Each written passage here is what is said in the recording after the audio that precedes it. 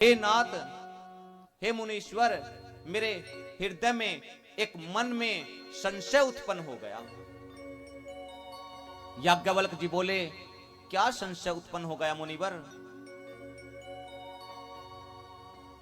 भरद्वाज मुनि ने कहा, मुनिवर, मुझे उस संशय को बताते हुए आपके सामने भय भी उत्पन्न हो रहा है, डर लग रहा है, और दूसरा मुझे शर्म भी आ रही है।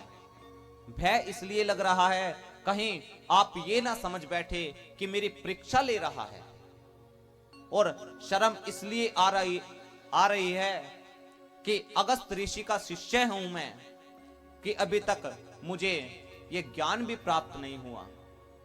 याज्ञवल्क्य जी ने कहा, मुनिवर, आप घबराइएगा मत, आप पूछिए आपके मन में क्या संशय है।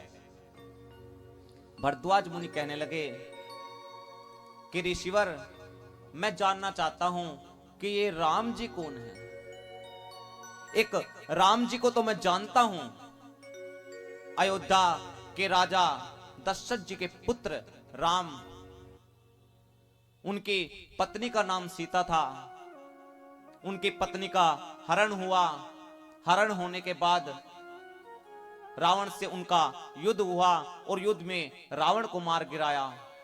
इन राम जी को तो मैं जानता हूं। याज्ञवल्क्य जी बोले, जब इन राम जी को जानते हो तो मुझसे क्यों पूछ रहे हो? भरद्वाज मुनि ने कहा कि ऋषिवर, मैं ये जानना चाहता हूं कि वेद पुराण, संत महात्मा और शंकर भगवान तक जिन श्री राम जी के नाम का स्मरण करते हैं, और कहा जाता है कि यदि काशी में कोई जीव की बात हुई है, मच्छर भी यदि प्राण त्याग दे काशी के अंदर, उससे भी भगवान शंकर जी उसके कान में राम का नाम बोल करके उसे मुक्त कर देते हैं।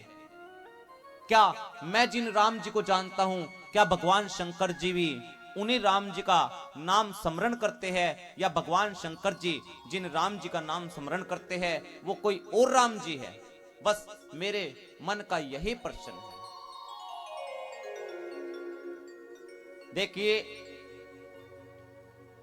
कुछ ऐसे होते हैं जिनका भक्ति के प्रति रुचि हो,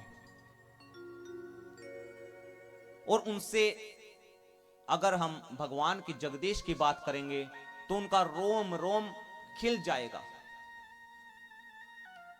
यदि कोई भक्ति भाव को नहीं है जानने वाला, उसमें रुचि नहीं रखता, व्यथा में रुचि रखता है, कथा में नहीं रखता, तो वो आपको भी पागल ही कहेंगे, और गर्व से सीना ठोक कर कहा करो कि हां, हम पागल है। किस चीज के पागल? राम नाम के पागल। जो यानी कि पा लिया जिसने, और जो गल गया, जो राम जी को पा करके उसी में गल गया, हम उस राम नाम के पागल है। गर्व से कहा करो। पूछा भरद्वाज मुनि ने याज्ञवल्क्य जी से। याज्ञवल्क्य जी का रोम रोम पुलकित हो गया, हृदय में आनंद उत्पन्न हो गया, और कहने लगे भरद्वाज मुनि से कि मुनिवर, मैं तुम्हारी चतुराई को जान गया। तुम राम जी के बारे में जानना नहीं चाहते, तुम तो राम जी की कथा को श्रवण करना चाहते हो। मैं तुम्हारी चतुराई अच्छे से जान गया, फिर भी मैं तुम जैसे श्रोताओं को यदि कथा नहीं सुनाऊंगा तो किनको सुनाऊंगा? तुम्हें प्रभु राम जी की कथा को श्रवण कराने से पहले मैं तुम्हें एक कथा और सुनाता हूं।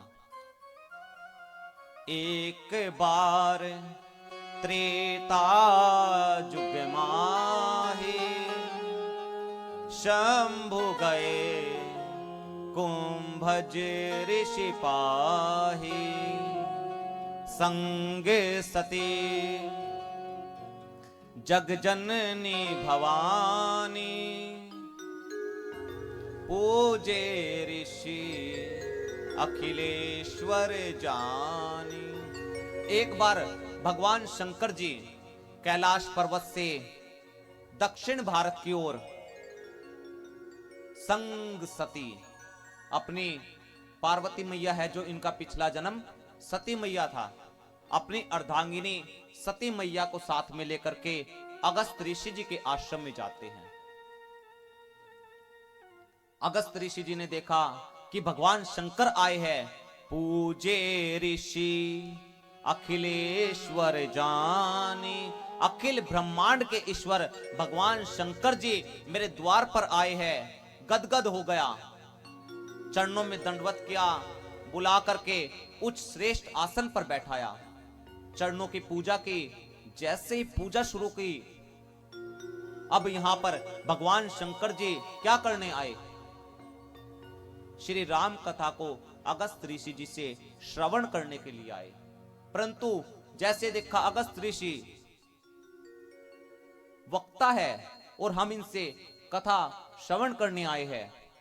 मर्यादा कहती है कि हमें वक्ता की पूजन करनी चाहिए, परंतु ये अगस्त ऋषि तो भगवान स्वामी जी की पूजन कर रहा है। लगता है इन्हें कम ज्ञान है। वहीं से सती मैया के हृदय में संशय उत्पन्न हो गया। 9 दिन तक राम कथा चलती रही, परंतु सती मैया ने सुनी नहीं कि कम ज्ञान है। जब श्रोता होकर के वक्ता की पूजा करनी चाहिए थी, परंतु ये वक्ता होकर के श्रोता का पूजन करता है। कम ज्ञान है, कुछ नहीं सुना। वही कुछ भक्तगण आते हैं, किसी का मोबाइल में ध्यान रहता है, किसी का एक दूसरे के कपड़ों में ध्यान रहता है। अपना ऐसे ही 7, 8, 9 दिन जितने दिन भी कथा होती है इन्हीं चीजों में ही बिता देते हैं। और फिर कथा समापन के बाद